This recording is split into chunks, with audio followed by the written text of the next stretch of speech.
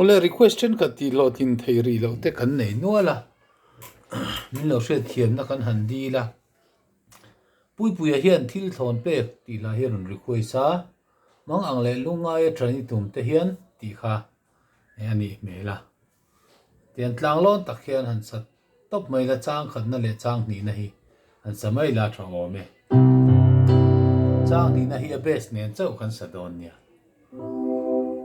mang ang le lunga e trani tum te hian i pe don don a piang in lo har zok lam i pian ti rata bat thian til thon pek che ang malin chiar la ma ki ti nge ya nge til thon pek ta kin chiar theu la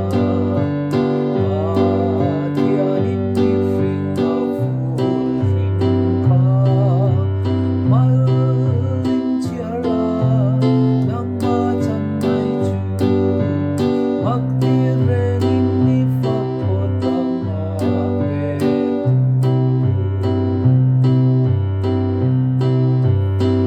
chen kha thau sa te chu i ton chua i swa chat wan thil te tu chen ai ve la chung min an le thei lo thil chan fo hi ai tua bok la lo min ni lo kha ta ni thil thon te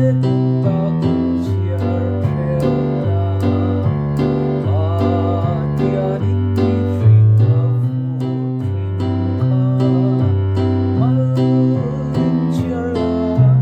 nang ma chan mai chu mak ti reng in ni fa pho tang a pe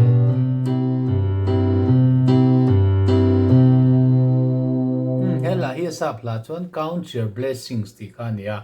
Joseph Tharale Lin ania Reverend Edwin Rollins mak ti reng in i fak photang a pe tu an ti te hi miso ni chia lo dan le ti chu hriat fe a mak ti reng in mak ti takin i fak nge yang ti na lam ani me la ni mak ti reng in i fak photang a pe tu le ti kha ni du tok phon meng a ron request tu kha pui puya ani